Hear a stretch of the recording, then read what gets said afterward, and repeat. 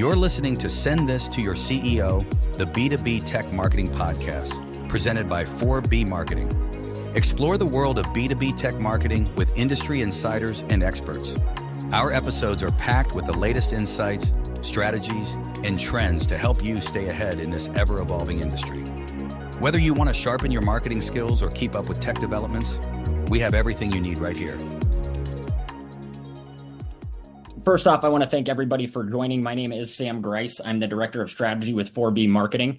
And today with me, we have Dave Elsner joining us for a great discussion around defining your difference. I think that this is a major topic in the space today, in the tech ecosystem especially, really from a brand perspective, but also from an individualistic level. And that's one of the reasons why we love to have Dave on the call today to chat through this. But I think that this is a foundational pillar for anything that you're doing.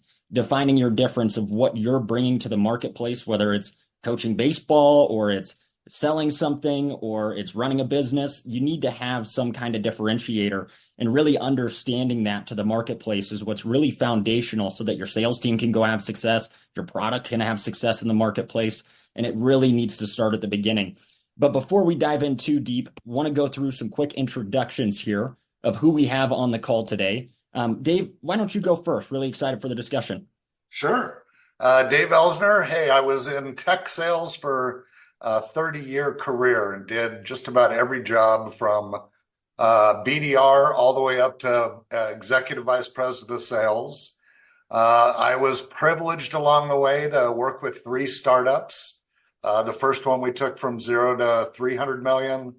The second one, 0 to 600 million. And then the third one that I'm most proud of, from 0 to 800 million. And so I learned a lot of great growth strategies along the way, how to build not only your company, but personal brand. And in 2016, I, broke out and started my sales training and consulting business. I work as a fractional leader for several tech companies, helping them with their growth strategies. And then I've got 3 or 4 different sales training programs specifically for the tech industry. Awesome. And my name is Sam Grise. I'm the Director of Strategy with 4B Marketing. We're a business outcomes focused marketing agency. And so really what that means is we work with organizations all over the space, especially in the tech ecosystem, whether it's the OEMs, it's the resellers, it's the MSPs. Really, and a big piece of that is defining your difference, because that is, as I mentioned, a foundational pillar, but also what are those outcomes that we're going to drive? We need to have that in place to be able to drive towards those outcomes. When I say outcomes, a lot of times in the capitalistic society, it comes back to those financial drivers: revenue, cost, risk, cash flow, and asset utilization. And really, we build a strategy around that. But this is really a foundational piece that we start all of our discussions off with. Really is, what is that difference? What makes you different in the marketplace? And so really where this starts is building your brand. And when we think about it from a marketing perspective, we think of what is your brand. And when we say, what is your brand, we aren't saying, hey, I'm Cisco Systems, right? We're saying we know Cisco Systems is out there doing network telephony, so on, security, all of those pieces. But what is the why behind why you're doing this, right? Not so much the how you do it or what you do, but what is the why? And when we think about this, we think about it from a holistic brand perspective, but a big piece of it comes down to the individuals within the organization as well. And I know that my career was in the space as a seller in the space. And so I needed to build my own personal brand as well. And you can see, like I mentioned, I'm a Cubs fan, lovable losers, right? Hopefully they have a better season this year. But that's a big piece of me personally that I like to convey to people, to understand a little bit more about me individually and how that plays into the organizations that I work for and what that mission critical value statement, if you will, that we're pushing out into the marketplace. And Dave, I'd love to hear your perspective on building a brand, right? Both from the side of the businesses that you took from 0 to 800 million, but then also from an individualistic perspective, because the individuals are the sellers. They're the ones talking to the marketplace, and they need to have their own brand as well. Yeah. I think when it comes to building a company, you've got to start out with a niche, what you can be an expert at and who you can serve best in a niche environment. For instance, the last business I was involved with, we were really good at phone systems and really good at contact center. And so we built an engineering ecosystem around that that demonstrated our expertise in those two competencies. From there, and that became our brand, that we were the best in the business when it came to that stuff. But from there, we were then able to start launching additional technologies, like LAN and WAN technologies and Wi-Fi and additional collaboration tools. And then we were able to grow up market, down market, and into vertical markets. But each time we were very specific. For instance, when we launched public sector, we did that because we understood that there's a special language working in public sector and a special sales motion or sales process. They don't buy like everybody else does. And so we got into public sector. Our first job was educating the community, not only on our brand, but on how they can best take advantage of technology. And then we did the same thing with healthcare, same thing with enterprise accounts, and so on. From a personal perspective, I really look at what am I an expert at? And in my case, I'm an expert at tech sales. And one of the things I got a lot of pleasure out of throughout my career was mentoring salespeople. And so I got very specific and said, okay, I'm going to do sales training in the tech industry and help tech companies grow because it leans on the expertise that I built in the past. And it's never been, both in the business and personal, it's never been a shotgun approach where I'm trying to capture everybody. I'm very specific in my targeted approach to the people that I know I can solve their problems. I love that. I love that. And one piece that I want to call out that you mentioned that I know our director of marketing, Tyler Jacobson, he got a big smile on his face was the niche, right? We always say riches are in the niches, right? And when you're building a brand or your personal brand, you need to understand what that niche is that you're going to go attack, right? It's difficult to do that shotgun approach to say, hey, we're going to be $1 billion company. We're going to go after everything. Well, if you go after everything, you aren't taking care of the little things, right? And you aren't being very specific. And one of the things that we talk about is personalization, which really goes into the next topic and next touch point is the personalization side of it, right? Whether you're a brand going into these different marketplaces, like you mentioned, such as healthcare, financial services, utilities, SLED, Fed, everybody has a different language. And you need to be able to understand what that language is. And that's a part of your brand to be able to communicate that. I mean, we think about the federal space, right? It's mission services or mission outcomes, right? It's not business outcomes, right? They aren't concerned about necessarily driving revenue. They're concerned about those mission outcomes. What are we doing for the communities? What are we doing for the United States, right? That's a completely different talk track. And even in the government space, they call it governese because it's a whole different language that you're speaking with these individuals. And so personalization of your brand to the marketplace that you're speaking with is so important because when somebody comes by your website or somebody's looking at your webinar or your podcast or so on, you want to be speaking to them. And it goes to that unique value proposition at the very beginning of building your brand so that you can have those proper conversations. And when you go into the individualistic level, the personalization is so huge as well, right? The journey has changed from a buyer cycle over the past 3 years, so much more than it did 10 years ago, just because of COVID and the touch points have changed. It used to be 7 touch points to get the end goal, which was a meeting. Now it's 20 touch points, 28 touch points to be able to get there with a wide variety of items, such as LinkedIn, which you're an expert on, which we'll talk about, advertising strategy, email, newsletters, events, so on, to get to that end goal that's just a meeting. So would love to hear your thoughts as well on the personalization side of the house. Yeah, I mean, first of all, you're spot on.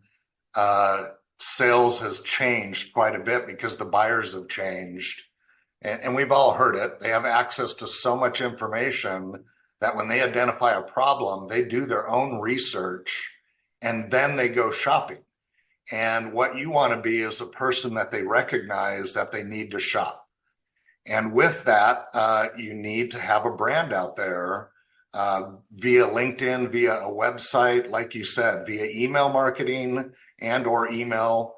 But the end goal is to develop your brand enough that when they say I need sales training, they remember Dave Elsner does sales training.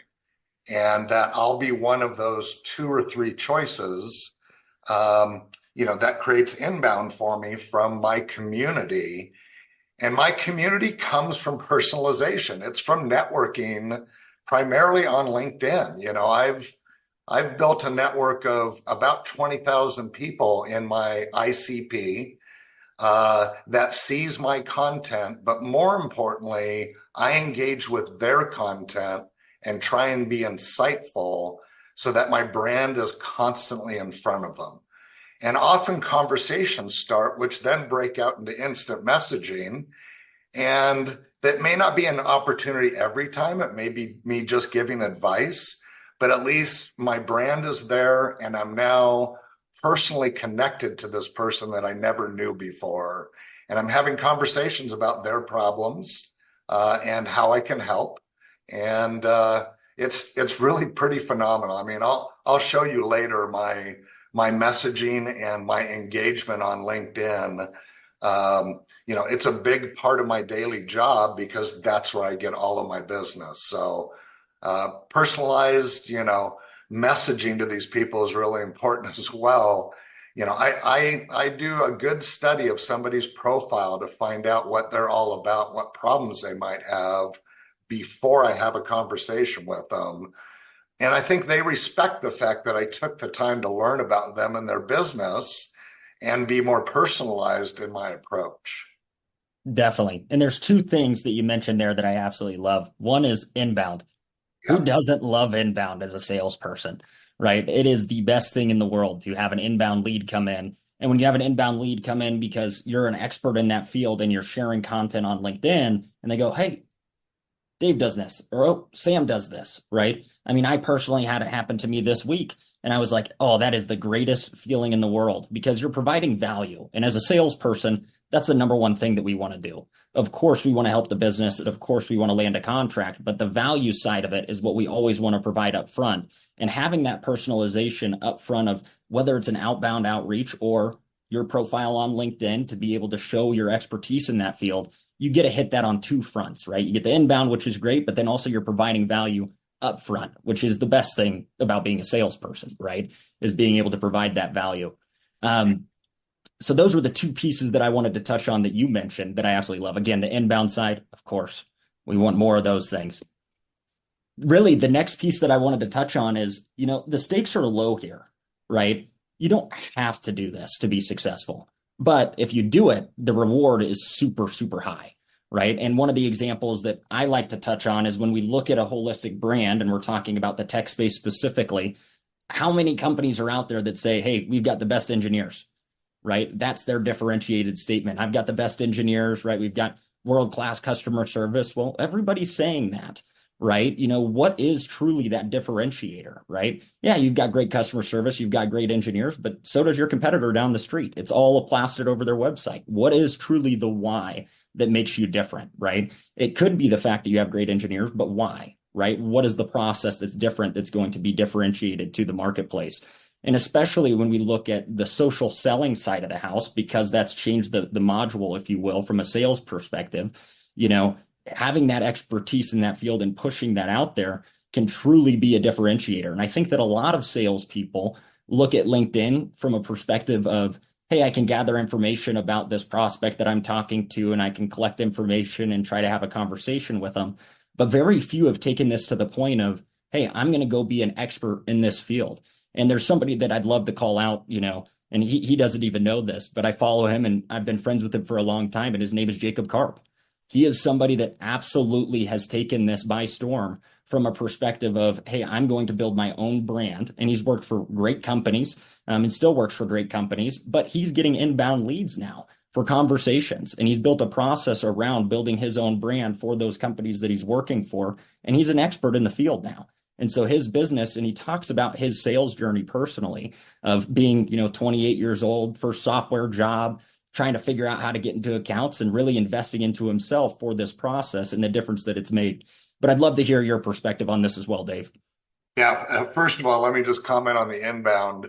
I have not done any outbound marketing in about 3.5 years. Wow. It's because of the brand that I established early on.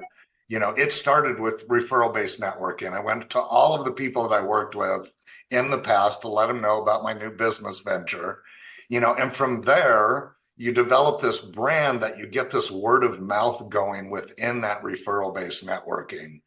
And so what I do is I educate people as much as possible on LinkedIn about ways that they can improve in sales, in job searching, what have you, to draw them to me, not as a person that's asking for something, as a person that's giving something to the community, which I think then the reward, to your point, is very high, because I'm not sitting here doing, cold calling and cold emailing and searching for people in ways that don't quite honestly work anymore.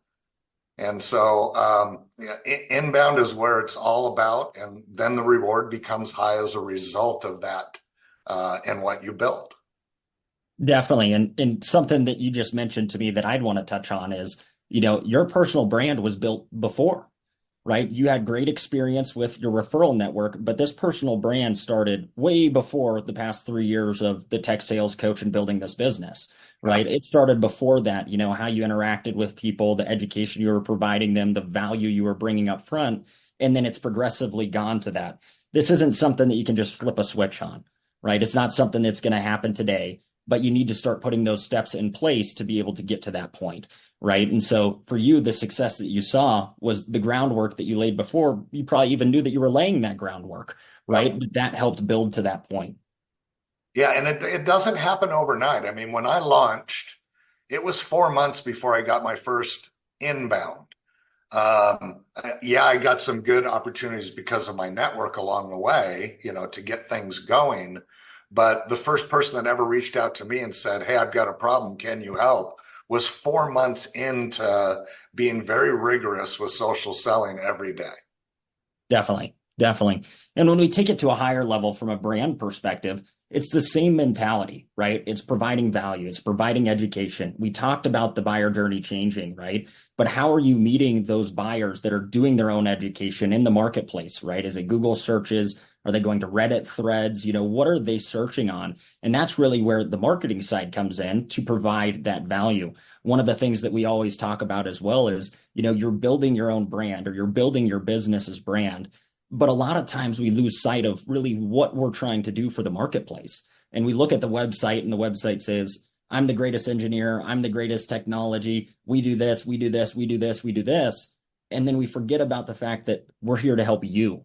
We're here to help your business. And how are we speaking in their language? And how do we get to them to show this is the outcome that we're driving with these technologies? And so it's interesting to hear the personalized side of it, of an individual seller side of it, as well as the bigger brand side of it, because they need to work in conjunction. If you have one from a tech perspective that's running this way, and then all your salespeople are running this way, right? There's a little bit of a mismatch there. So how do you get both of them working in the same exact direction? And it really is defining that difference holistically throughout the whole entire organization. Yep. Yeah, and you talk about personal brand. I've seen with many companies, the people that develop a personal brand are outpacing the company brand. Definitely. And what I mean by that is you see company pages with 2,000 followers, and then you've got a salesperson who's developed a brand as an expert that has 10,000 followers. And so they're amplifying the company brand even more so than the company itself. And then if you get all of those people on board in that company, all of the salespeople social selling, you're creating this inbound machine for your company that, it's salesperson's dream if done right. Absolutely. Absolutely. The reward is so high. I mean, it's there for the taking, and the effort needs to be put in, but it's there for the taking. And a lot of people aren't doing it. So how do you get through this process and get this started? And really, I'd love to pass it over to you now to show us how, right? How to build that personal brand. Let's take a look at some LinkedIn profiles and start to work through that. So I'm going to stop sharing my screen, and I'll let you share your screen, but would love to hear from your perspective and kind of walk through that. All right, let me get the share screen going. There we go. All right, so I thought we would start with my profile. By the way, you see how active my messaging is. It's kind of Love nonstop. it. Yeah, I hope it doesn't continue to pop up. So what happens when buyers do research is, they're doing keyword research in the search bar here on LinkedIn, and or they already have a network connection with you and they're familiar with you, and or an outbound message goes, and I can almost guarantee they're gonna look at your profile, and they're gonna look at your profile before they talk to you because they want proof about what you do and how you can help. And so if your profile doesn't represent the value that you offer, they're not going to find you. And so the first thing when you look at my profile page is it is loaded with keywords, just like SEO. And so if somebody searches sales coach, or somebody searches engineering sales training or sales methods, my profile is going to be offered up.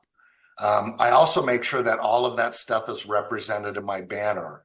And what typically happens is somebody comes to your profile and they look at this area for 5 to 10 seconds to get a feel for what you do. And I believe that this page gives them a good feel for what I do, that I can help them grow, and I have all of these things that I can help them do. I also turn on providing services, and a lot of people don't have that turned on. It's meant so that somebody can click on it and request your services. But for the typical user out there, it creates more keywords. And so I've got, 9 more keywords that if somebody goes to the search bar and looks for somebody that can help them with brand marketing or demand generation, my profile will then be offered up as a solution. I've got my featured content turned on. And the reason I do that is because it's a scroll stopper. People come and they look at this for 5 to 10, then they start scrolling. And when they see pictures, they stop. And they stop and look at the pictures for about 3 seconds. So this is another opportunity to give them a brand impression. And you see, I've got my different training programs here that they can click on to learn more about what I do. Next is your activity section. And your activity you can default it to either posts, videos, comments, images, or events that you've done. And you can edit that with that pencil right here.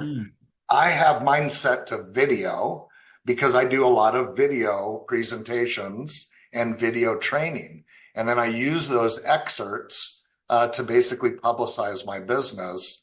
But again, it's always giving free resources and free information. I love that. And I just want to interrupt really quick. I apologize. Yeah. Is the free information, the value that you're providing up front, and it's similar to a company LinkedIn page, but the majority of LinkedIn is on that personal level. So even on a company LinkedIn page, you need to have this information to provide value up front, right? If somebody comes across your page. So even though we're talking about the individualistic level from a social selling perspective, still from a LinkedIn side of the house as a business, right? You want to have this information out there so that people are getting that value up front of what we do, how we serve them, how we provide services to, in your case, grow, right? Grow their business. Yep. So the next important section, obviously, is your about section. And most people make this look like a resume. I'm okay with you, maybe in the bottom of the section, commenting on your accomplishments from your career, because that's part of your personal brand. But really, this about section, you want them to know how you're going to help them and what your offers are. That is, if you're not looking for a job. If you are looking for a job, then maybe you want to put all your accomplishments there. But if you're here about personal brand, you see I've got all of my offers built out here.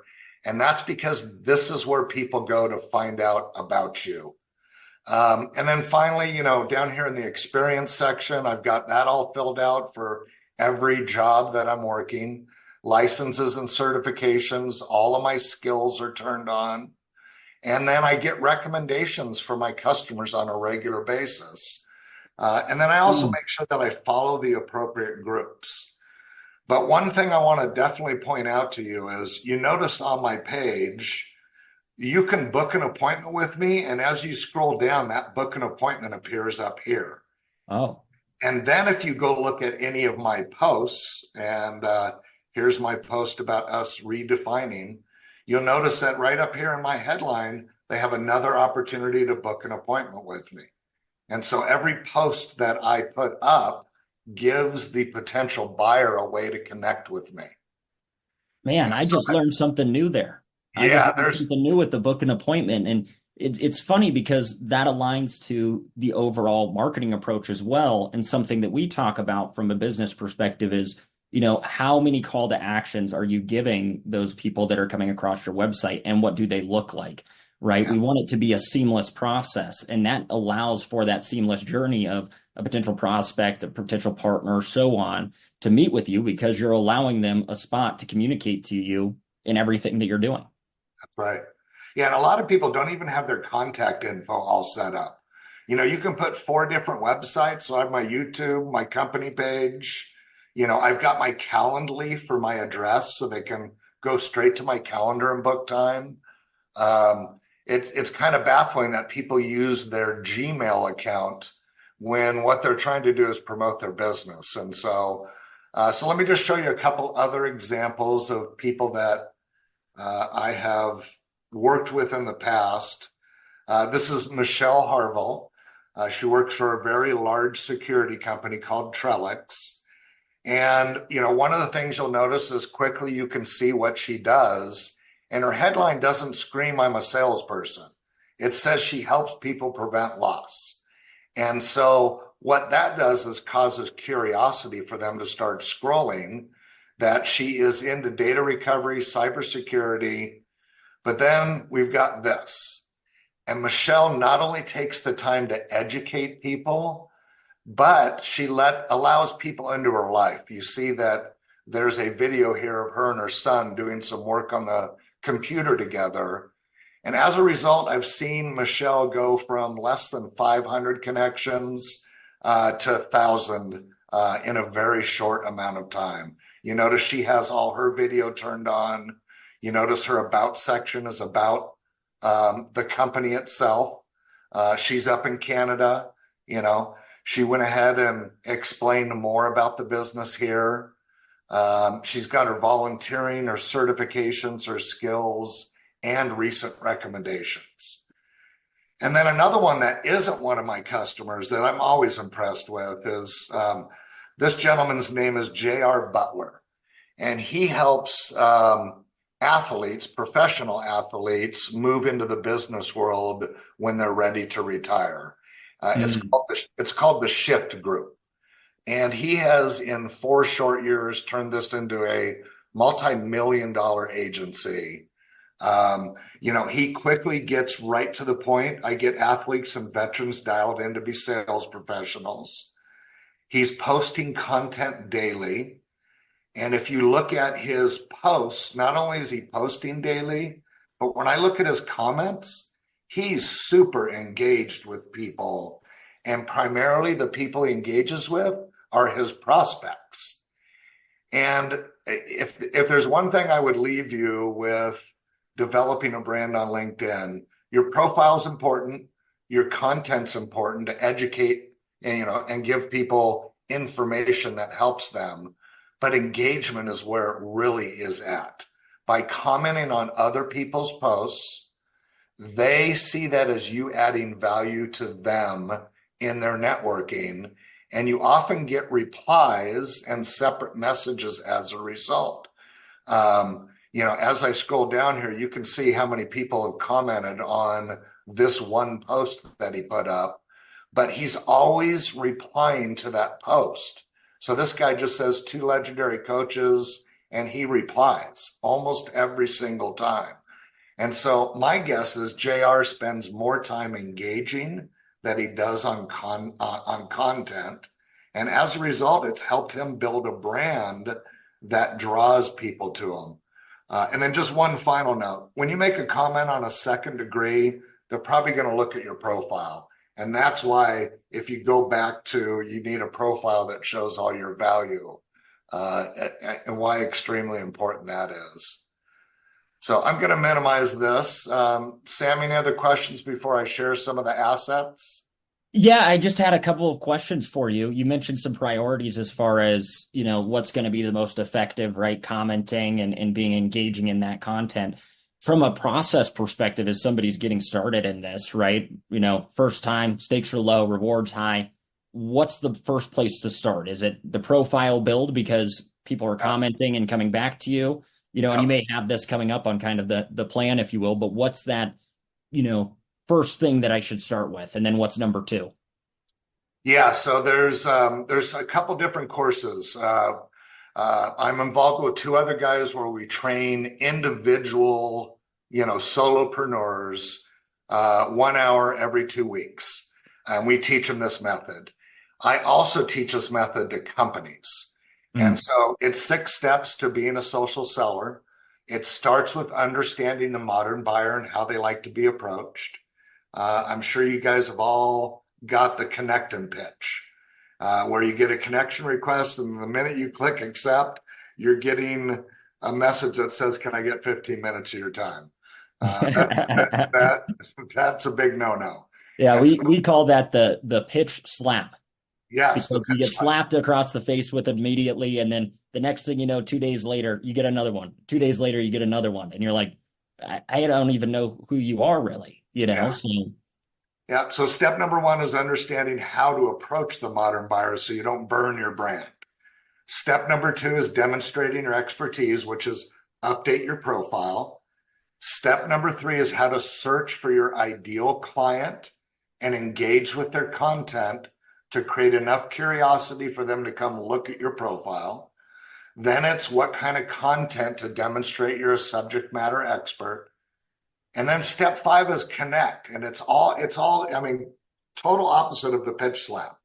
What we want to do is demonstrate our expertise, engage with people, show them we're an expert. And when they engage back, that's when we send a connection request. And a lot of people don't have the patience for this. Like, I set up 20 people that I want to go after, and I look at their profile and I start engaging with their content, and they get impatient and they go ahead and send that connection request. You really want reciprocal engagement back. You want them to mm. look at your profile. You want them to like a comment that you made.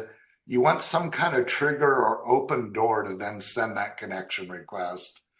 And And then, yeah, I've got a question on that. yeah, So I've had, personally, people looked at my LinkedIn profile all the time, right? Not to brag, all the time, right? But a lot of times people have their profile hidden, if you will. It says X, Y, and Z at company X, right? It doesn't have their name.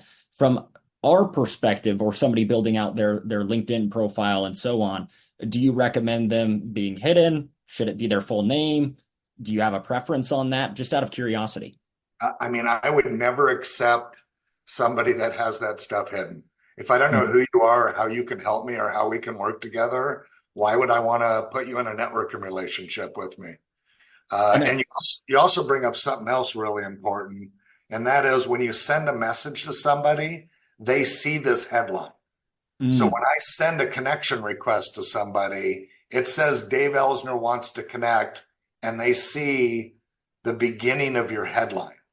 So if mm. you say I'm a BDR and can help you get 1,000 new contracts in the next 2 years, I'm probably going to say no because I know you're going to sell me something. So another reason why that headline is so important. And again, I wait for triggers. It's all about the triggers themselves. Let me minimize this. Sorry, guys. And then we get into rhythm. And my rhythm for LinkedIn is I do 15 minutes of engagement before I post any content. So I engage. And the reason I do that is it turns the algorithm on. If I find that Sam posted something this morning and I write a comment on it, when I post my content, the algorithm is probably going to share that with Sam because I was recently interacting with them. So I Mm. do 15 minutes of engagement followed by posting content. And then I wait until the end of the day and I come back and I re-engage with my content and re-engage with the engagement that I did earlier. So I probably spend about 30 minutes a day building my brand on LinkedIn. And that's what we call the rhythm section. And that's, if you go back to my profile itself, let me see if I can just find it quickly. That's why I'm getting that much attention, with messages that come in daily. I also look at my notifications every morning. That's really big to me because it tells me who has engaged with me. And then you see right here, these are the people that viewed my profile. So I go down and go, okay, this guy viewed my profile, but we're already connected. Oh, here's one that we're not connected yet. And they looked at my profile. And now I determine, can this guy help me? Could I sell this guy something and decide whether or not I want to connect with that person? And notice when, I can't actually show you that, but when I do send that connection request, it gives that headline. But then, I just go down and I look for all the people that looked at my profile that I'm not connected with yet to expand my network even further. See, and that's perfect. If you could scroll up just a little bit for me. Right there. Salesperson at Presidio. That's what I was talking about, right? Is that should probably be open to say, hey, Sam Grise viewed your profile. If you're a salesperson, right? So that they know, hey, it's Sam Grise, your face is there, they can see you, so on. And so that's what I was curious about, that side of it. I can understand why people would keep things private from a perspective of, if you aren't in sales, they want to keep things a little bit tighter knit, but it makes it difficult in this new world to be able to engage properly, to be effective on being able to provide value. And I would imagine that a lot of people keep that stuff private because of the pitch slap. They've been hit so many times that they know that if they view somebody's profile, they're going to get 10 connection requests with the same chat GPT message out to them that doesn't mean anything about their business, right? Yeah. Also notice the title here. This guy's business development. I'm probably not going to connect with him because I know he's probably going to pitch with me. Now, if he said something like, I help people grow with performance marketing, I may look at it a little bit differently. So I always look at that headline as well, so that I learn more about them. And I always look at their profile. Like if I can't tell, I'll look at their profile. But these guys down here, the salesperson at Presidio, is doing themselves a disservice. They really are. They're, I have no idea who this person is. Sam, they say that 95% of people are lurkers and learners on LinkedIn. Oh, okay. That is a great opportunity for the 5% that are active, engaging, and networking regularly on LinkedIn. You're going to stand out a hell of a lot more than this guy from Presidio. Yeah. And that's why the stakes are so low. That statistic of 95% learners and lurkers, if you can be that 5%, you're going to definitely differentiate yourself, which ultimately is defining your brand and being differentiated. So I love that. Yep. And you know what? You're probably going to get some traction with the learners because you're going to leave a brand impression. And, maybe all they're doing every day is scrolling through their feed, either on their phone or what have you, and stopping to pick up content that resonates with them. And so you want to be that person that they find. So I think the last thing, Sam, we talked about giving everybody a profile makeover guide. And so I've got this guide for everybody that's in the audience. Just shoot me or Sam an instant message on LinkedIn or email that you want a copy of this. But this takes you through step by step. What are the changes you should make on your profile? So, and there's 14 that I recommend. It kind of walks you through, the edit pencils, what my recommended content is, what kind of image you should use, how you should do your headline. And so if you want a copy of this to start your social selling journey, just let me know. I'm here for you. Love it. And if you don't mind, let me go on ahead and share my screen, and I'll share some of that information, if you will, on how you can reach out to us to see how we can help you. So again, Dave, want to thank you, of course, for your expertise in coming on for the conversation. Excited to continue following along. I know the past 3 years have been growth, and excited to see where the next 5 years go for you. But as Dave mentioned, right, feel free to reach out to us, connect with us on LinkedIn. I'm happy to have a discussion. But if you want to shoot me an email at my email, which is sam@4bmarketing.com with the tagline webinar, I'm happy to spend a free hour of support with our team of just diving in through everything. It doesn't have to just be LinkedIn on my side. Happy to go through the marketing side of things as well. And also feel free to email Dave at dave@thetechsalescoach.com. You got it. Awesome. You've been listening to Send This to Your CEO, the B2B Tech Marketing Podcast. Tune in next time for more insights and strategies to stay ahead in B2B tech.